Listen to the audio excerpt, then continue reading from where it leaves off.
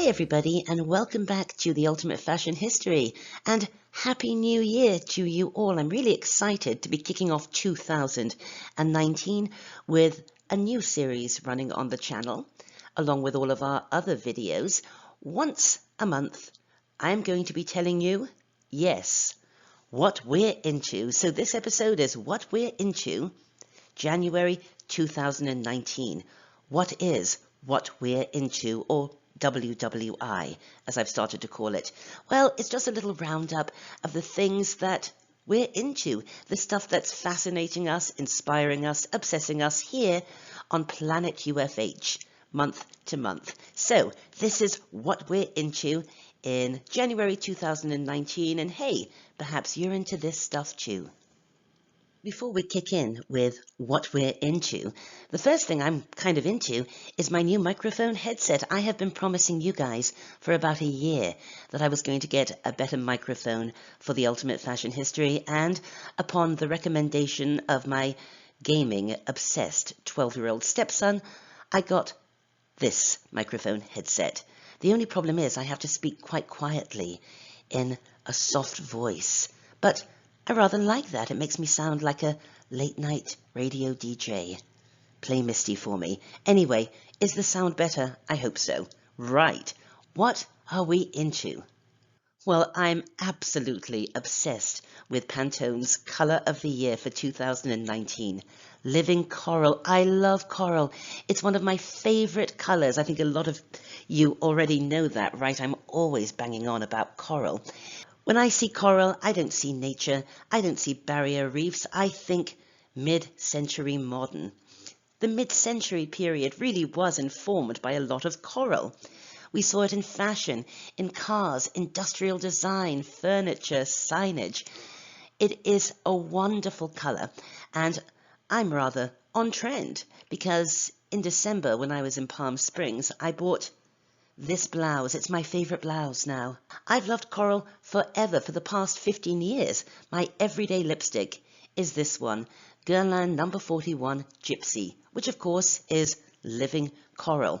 But what I think is kind of interesting and rather telling is that Pantone's Color of the Year is such a happy one. I really think it speaks to a global need that we all have, or at least a hope that we might be moving into happier times. We all want to, don't we? And so I think it's wonderful that instead of having a dark or grungy or angry or apocalyptic colour for 2019, Pantone chose something so joyful. What else are we into this January? California. I'm obsessed with California, and part of my Californian obsession, of course, stems from my trip to Palm Springs. My husband and I went to Palm Springs over Christmas to spend Christmas with my dad and my stepdad, Francisco. I'd been to Palm Springs before, but never with Rupert, and so I was seeing it all with new eyes, and I have become obsessed with all things Californian, especially Trina Turk. Now, of course, I've always been aware of Trina Turk, but it was only when I went to Trina Turk's flagship store in Palm Springs that I became really obsessed with Trina Turk.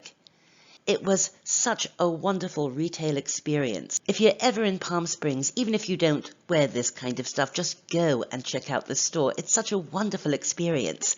It was certainly a wonderful experience for Bank of America when I practically went overdrawn, buying so much. I couldn't resist. I bought this, and I bought about 99,000 other things. I love Trina Turk. This will be my designer of the year for my personal wardrobe in 2019. What I love about Trina Turk is that it really speaks, in my mind, to a bygone California and a bygone lifestyle of pool parties and glamorous people sitting around fire pits. It really evokes to me the photographs of Slim Aarons, by the way. This is a detail, of course, from Poolside Gossip, one of his most famous photographs. And, of course, Poolside Gossip was photographed in Palm Springs. And take a look at this Slim Aarons image of these jet setters.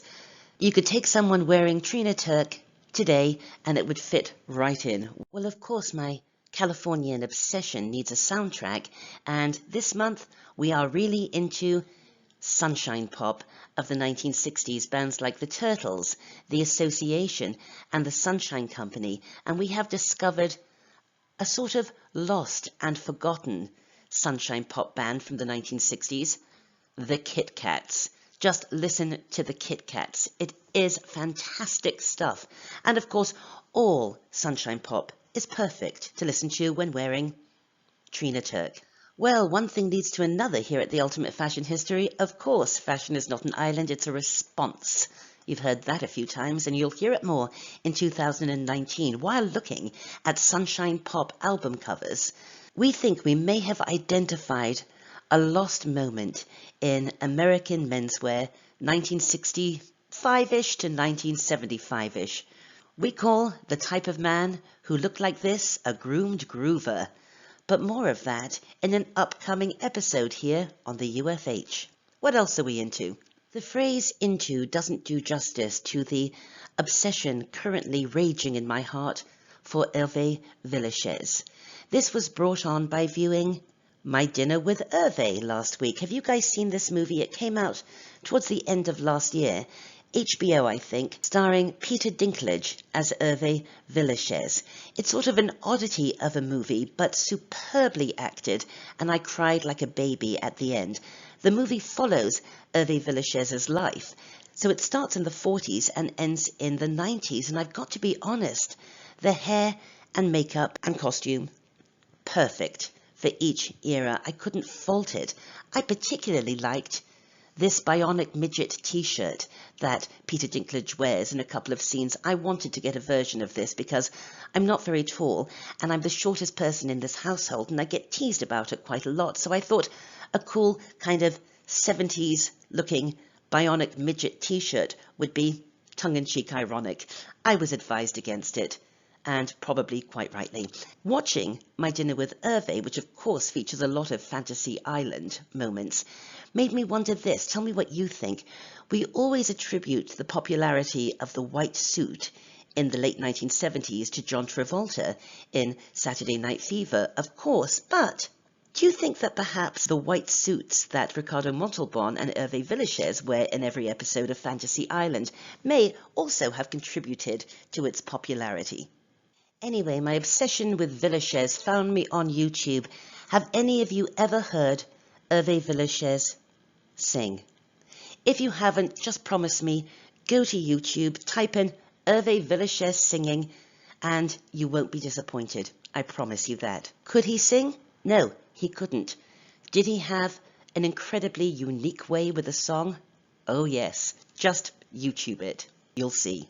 What else are we into? As I was boring my friend John with my Hervé Villechaize obsession, he sent me the YouTube clip of Ricardo Montalban's Chrysler Cordoba commercial. Have you seen it?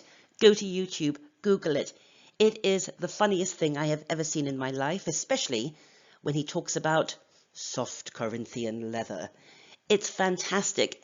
Montalban is a god, and I have decided that in 2019 he really has to be a subject of a 20th century style icon episode.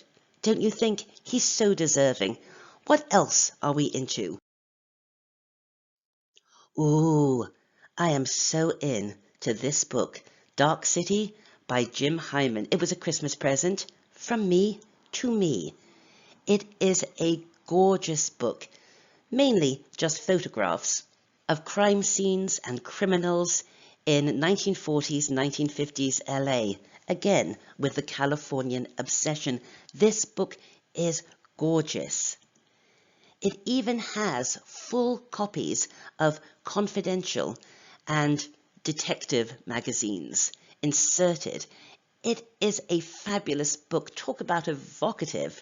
And of course, for us UFH types, there's some great street style pictures. Take a look at those boys. This book is a Taschen book. It's not cheap, but it's well worth it. I promise. You get a lot of bang for your buck. And as one thing always leads to another in my deranged mind, my interest in this book made me rewatch this month James Ellroy's LA City of Demons. This came out 6 or 7 years ago on the ID channel. It only ran one season. It was too odd, I think, for most people. It is fantastic. I have so enjoyed rewatching LA City of Demons this month. James Ellroy is a delight. He's off his head. It's so much fun. If you like noir things, if you like LA, if you like somebody having a good time with crime, watch it. Highly recommended. What else are we into? Elizabeth Taylor and Richard Burton. Why am I into Liz and Dick this month? Because I'm reading Furious Love. Elizabeth Taylor, Richard Burton, and the Marriage of the Century. What a read. If you want to know how the other half lived, read Furious Love, because this other half lived very extravagantly. There's a lot of talk of fashion and jewellery in Furious Love. See what I did there? I brought it back to UFH by talking about fashion and jewellery. But I'm reading this book because I love this pair. They were so right for each other, but they were so wrong for each other. They inspired each other's very best and enabled each other's very worst. However, if you'd like to read about a happier marriage, I swear this is not a plug. I genuinely want to recommend the books of D.E. Stevenson, who was a Scottish author of the 30s and 40s primarily, and at Dean Street Press, which of course you know is my husband's company that I work for, this month we have reissued her books. Spring Magic, Smouldering Fire, and best of all, her Mrs. Tim novels. Mrs. Tim is a wife and mother in the 1930s, late 30s, 1940s, and she is a military wife. And the Mrs. Tim novels open this delightful window on what life was really like for a wife and mother in this era. Anyway, these D.E. Stevenson books have been flying off the shelf since we published them earlier in the month. People seem to really love them. I certainly did, and you might too. What else are we into? This Cuban chicken dish. I made it the other night. I am making it again tonight. It is my favorite thing to make and eat. And I got the recipe from Movie Night Menus, a Turner Classic movie publication. Dinner and drink recipes inspired by films we love. And this chicken dish is inspired by Guys and Dolls and the Night in Havana scene. This dish has about 99,000 ingredients, but once you've bought them, you've bought them. And it's actually quite simple to make, and it looks beautiful and it tastes great. And if you want the recipe without buying the book, just send me an email and I'll send it to you. What else are we into? See's Candies. I picked up a box when I was in Palm Springs, little knowing that you can only buy See's Candy in California. It is the most delicious candy I have ever eaten in my life. You Californians know all about it, and what a rich history it has. The company's been going since the 1920s. Here is a wonderful photograph of some See's ladies in their chocolate shop in what looks like the 1940s, judging by their hairdo, but take a look at what they're wearing. These lovely white blouses with a big black bow, and guess what? See's Candy employees still wear that big black bow and these pretty white pinafores. I love this candy. A bit more history.